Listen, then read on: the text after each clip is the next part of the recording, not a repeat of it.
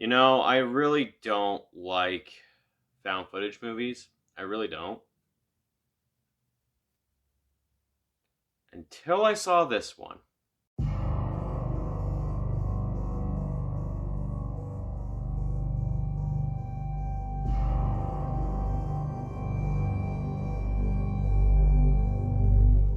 Hello everyone, welcome to the Ginger Snaps here. My name is Steven.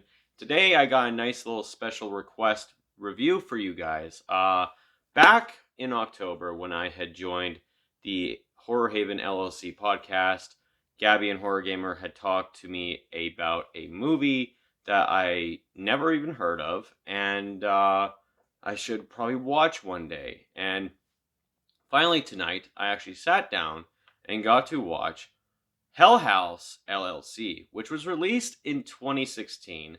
And yeah, I can finally say that I have never heard of this movie.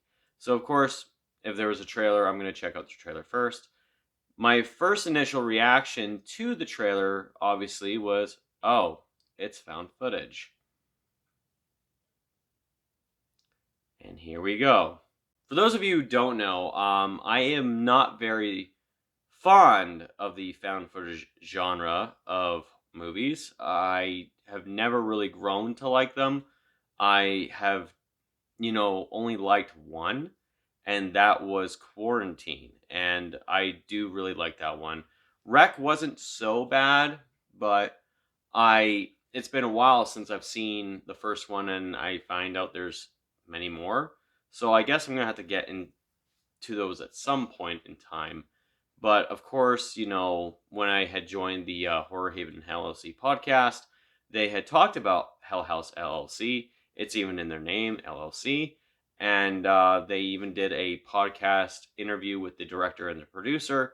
And they were very excited to do this. And of course, me, when it comes to recommendations of movies, I can easily say that I can take some into consideration just because of the simple fact it's like, hey, if it's a movie I've never heard of, I can't bash it. So after initially watching the trailer for this movie, I did get the hint that it's like, okay, well, it's found footage. Maybe it'll be something different. I don't know. But while watching the trailer, I then noticed that there is a certain lining with this film, especially in the found footage genre, that I haven't seen before. And I got more intrigued. But of course, I've been just busy with work, being a dad, and of course, doing my little movie. And I finally came down to going on Amazon Prime and, finally sitting down and watching this. And this is coming like right after watching this movie. And I can easily say that Gabby, HorrorGam3r, your recommendation was a very good hit for me. I can easily say that this is probably my favorite of the found footage genre that I've ever seen. And I'm not holding back on that. I was thoroughly entertained by this movie. For those of you who have never even heard of this movie, I would suggest, going on Amazon Prime and actually searching it up. Watch the trailer if you have to. If you don't have Amazon Prime, I'm pretty sure you can watch it on YouTube as well. But it's pretty much a found footage film of a investigation that's going on about something that happened at a haunted house attraction that led to the deaths of certain people. And the truth stretches on pretty well that there was something wrong with this hotel that was abandoned and turned into a haunted house attraction. And the one thing that this movie does very well is the fact that it actually blends. It's not all one contained, found footage film. There's actually some documentary influence to this. And the fact that they go on, if they talk about a certain character, and then it stops and then, acknowledges character and then says if something had happened to that character. I do love that because documentaries do tend to do that. And I was like, okay, I love the documentary approach to this. And the found footage itself is not this stereotypical, like, shaky cam in the beginning, middle, and end. And everything in between with even interviews and all that kind of jazz, I was very much entertained with this movie. Like, most times out of 10 when it comes to found footage films like this, that have documentary approaches in there, I will be like, oh, okay. I'm a guy who loves his documentaries, so easily enough to say this one was definitely very good when it comes to the documentary aspect. And as for the found footage aspect, I thoroughly enjoyed this. The biggest positives about this whole entire movie is actually the fact that it's a bunch of people, bunch of friends, who are going to this abandoned hotel, and they are fixing it up to be a haunted house attraction for Halloween. Now, of course, that got me right there. I was like, oh, fuck, okay, all right. I've never seen this in a found footage film at all, so I'm interested now. I want to see how this goes. And to be fair, I mean, like, that haunted house attraction, I would fucking go pay and see, like, go and roam around it. I mean, like, that looked pretty damn good.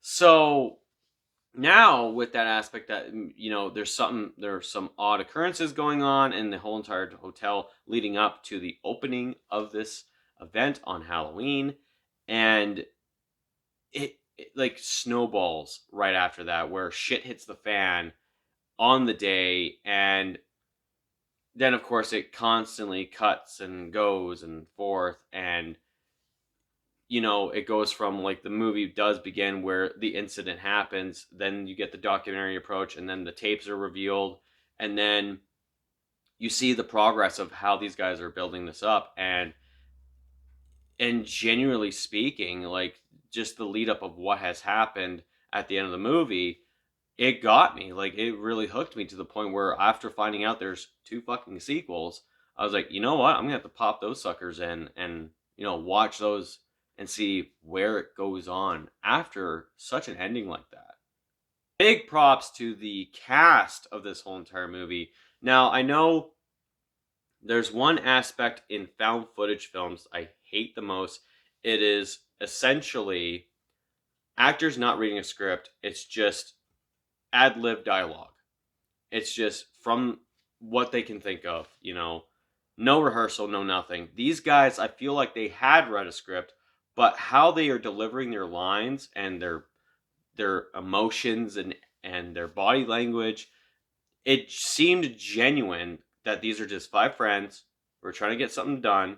It's a business for them. Some shit's happening, and all the while they're trying to remain calm and, like, cool and collected, and they're, cussing each other out. They're getting freaked out and everything like that. And I genuinely actually believed that this was the perfect aspect of a found footage film, where you can believe that these people are not reading a script. They're not acting. They're actually, like, this is real life. This is actually happening. And, when it comes to found footage movies that decide to just have no script and then they just ad-lib dialogue right out there and just think of it on the fly, sometimes it just doesn't fucking work, especially for me. Now, for this, the fact that they read a script and acted out very fucking great, I applaud that. I honestly cared more about all these characters. There was not one moment where I could actually definitively say, when it comes to these found footage films, especially for this one, there was a character I just didn't like. You sense this friendship, you sense all these relationships that are going on into this whole entire movie, and you actually get realism to it. When it comes to the scares of a found footage film, I obviously have never been a fan of them. Paranormal Activity, just ruined everything. Like, Paranormal Activity was practically based on just jump scares that have a cheap payoff. And then these movies, or this one in particular, for Hell House LLC, you can sense that there is going to be a jump scare, because they actually do something that sometimes found footage films, they just don't do, which is they build tension, they build anxiety, and then a jump scare. Whereas this movie, it's the polar opposite, where they build the tension, they build the anxiety, they get you tense that a jump scare is going to happen. and then it doesn't happen.